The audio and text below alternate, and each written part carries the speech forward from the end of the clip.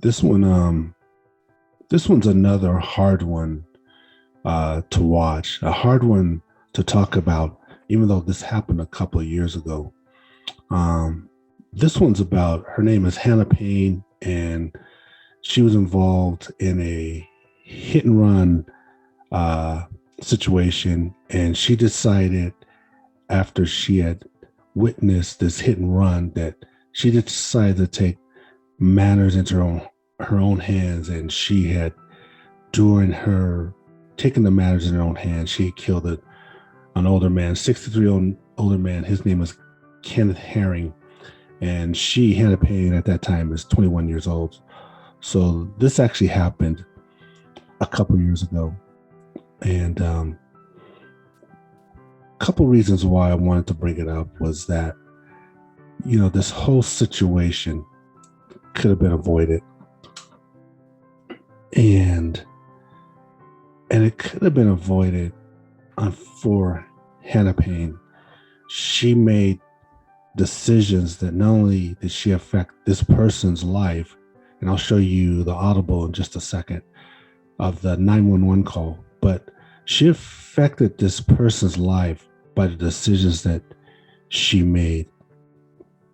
I remember one time my wife was having a reaction, and she was having a nut reaction, and where she's allergic to all nuts, and she accidentally ate a nut at this restaurant, even though we told them no nuts, but it happens.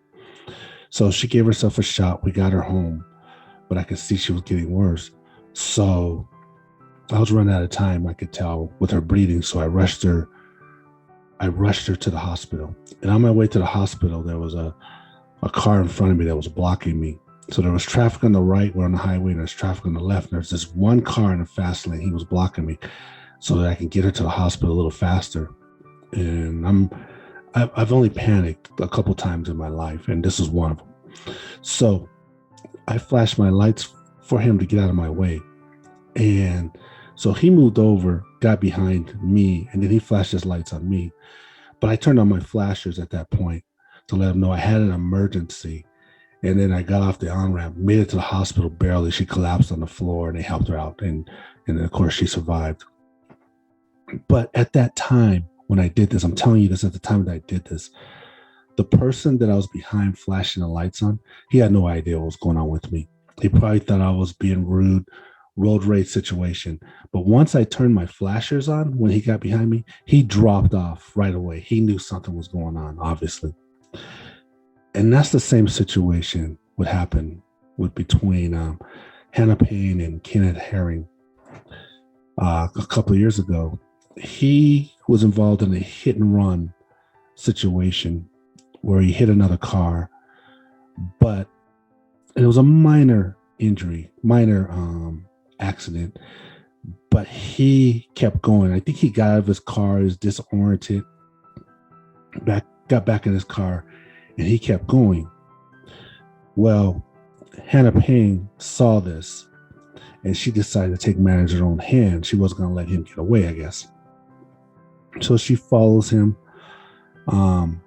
blocks him in. She calls 911 at the same time. She starts punching him through his window, and then she shot him. And when she shot him, she said he had shot himself. But it turns out, though, that he wasn't just doing a hit and run for the sake of hit and run. He was having a diabetic emergency, and he was trying to get to the hospital. And she had blocked him and interfered.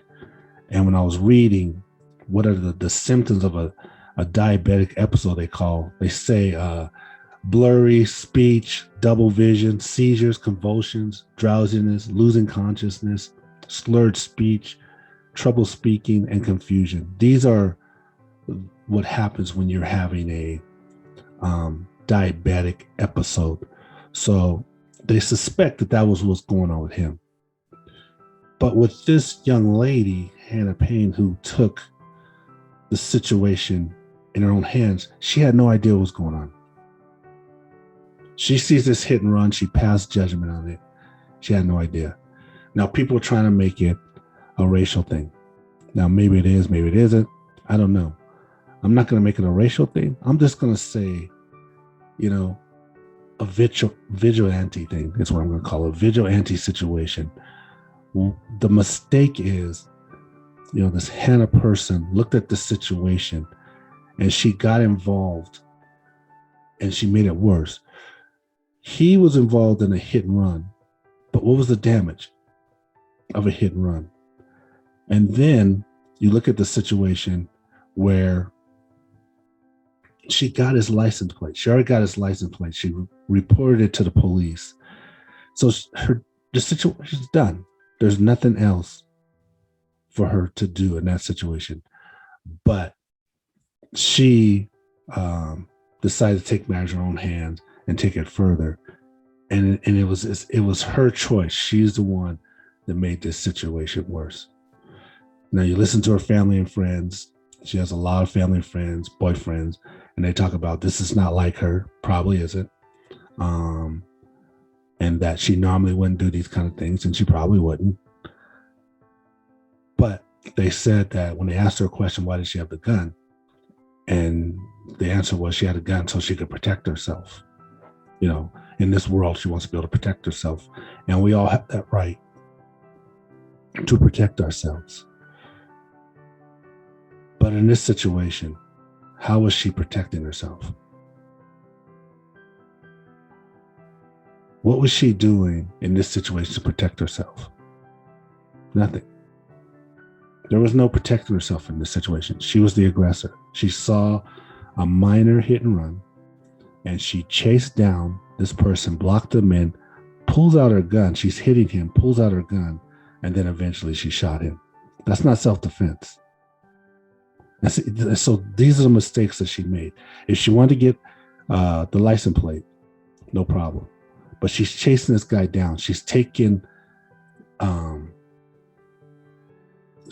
into her own hands to try to apprehend this guy. It is if she's the police.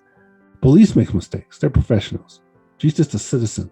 What is she doing? Is it that she has this gun now, so she feels that she has this extra power, so she's going to use this gun to take care of this situation? I'm not understanding what people are thinking about. I get the license plate, but I'm not understanding taking it to this level.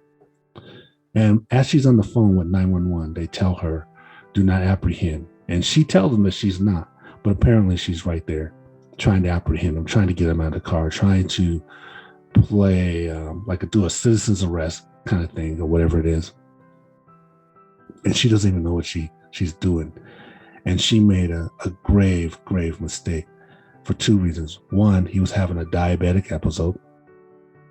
And two, she killed him. She killed him, even if he did reach for the gun, which I don't believe he did. But even if he did, she killed him.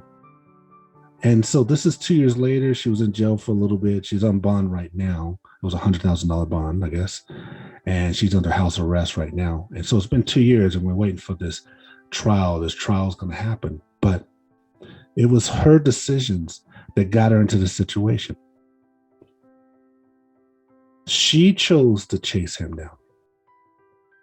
She chose to hit him through his window. She chose to pull out her gun and point it at him. These are her decisions. These are the decisions that we make that affect our lives. It's not what Kenneth Herring did. He did a hit and run. That's on him. But he was sick. He was having an episode. He was just trying to get to the hospital. He was trying to live. She interfered. That's on her. She could have just got the license plate and reported. She was on the line with the police. They told her what to do. Don't chase him. She had the license plate. You got enough. Move forward. But no, she chose to chase him down. Why did she make that choice? What made her feel that she had to make that choice? It was a minor hit and run. What makes her, as she's watching this, thinking that she needs to do something that extreme? She called 911. That was smart. And she got the license plate number. That was smart. But what about, why did you go further? Was it the power of the weapon and she felt she could? Was that it? These are the choices that we make that cost us to change our lives. She's 21 years old at that time. I think she's 23 now. Supposedly her life was going okay for the most part. She had a boyfriend. I think she went job to job, but we all have those situations where we're younger, we can get that together. But then she made this choice. It's good we help each other. You know, I saw a hit and run once, and I followed that guy for a little bit just to see if I can get the license plate. I got it as best I could. Then I reported it. As best I could, I got it. But you can't go further. You can't interfere. You can't be a vigilante. We don't have the experience to be a vigilante. Even if you have a gun, you know, people watch too many movies. They think things are going to go a certain way, and they don't. Just because you point a gun at somebody too doesn't mean they're going to be afraid of you. Doesn't mean they're going to act the way you think they should. And if they don't act the way you think you should, are you prepared to handle that situation? What are you prepared to do? We hear this over and over again. Heard a situation a few years ago where there was a road race situation. These two men are arguing outside their car. One man pulls out a gun, and the other man grabbed the gun as he pulled out the gun, and the gun was fired. And that guy who grabbed the gun, he died at the scene. Well, guess what happened to the guy with the gun? He went to prison. And that's what I'm saying about this young lady, Hannah Payne, is that her whole life could have been probably going just fine with the challenges that we all have. You know, no criminal record, no nothing. But then she made this choice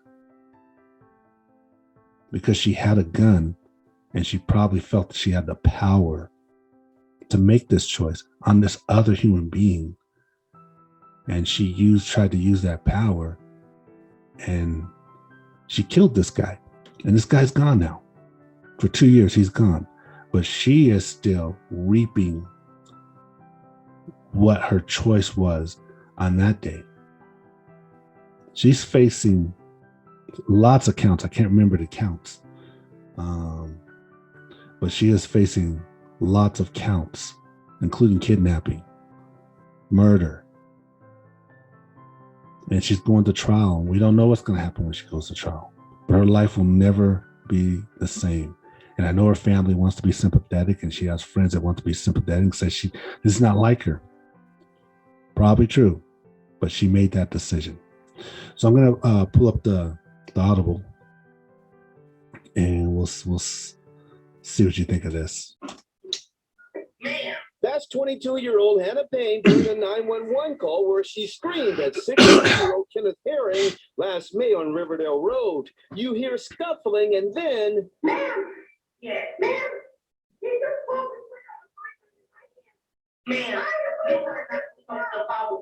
Payne claims Herring shot himself with her gun. Prosecutors say she murdered him. Instead of complying with law enforcement, this defendant directly disobeyed law enforcement, resulting in his death. Payne witnessed Herring hit a truck and later leave the scene. She called 911. Okay, no, we actually do not want you to chase them. We just want you to be safe. Payne got Herring's tag number and ignored the officer's request to return to the scene. Yes, I'm sorry, but I'm here to tell you I'm not going to follow him. Because he is going to cause another accident. Prosecutors say she blocked him in, went to his car, fought with him, and then shot him. John Fowler says Herring had a medical emergency and wasn't drunk. It was confirmed by our toxicology that he had nothing, no drugs, no alcohol in his system. The judge denied bond after listening to the recording. Herring's sister didn't buy Payne's claim. Her brother pulled the trigger. I think that's hard to believe. And that's what happened. So just listening to it, she made these choices. And we can't judge and convict her. I'm just saying, but what are the lessons that we can learn from here, from this situation? What are the lessons? You know, if you see a situation like that, You can get the license plate, but you don't follow them. You don't cut people off. You don't take matters in your own hand. You don't pull out your gun. Gun is to protect you. That's what people bought the gun for. You don't use it to be a vigilante because you're not even experienced. You don't even know what to do in those situations. Police are trained and they even make mistakes. And so by making those choices affects your whole life. So that's my point in this.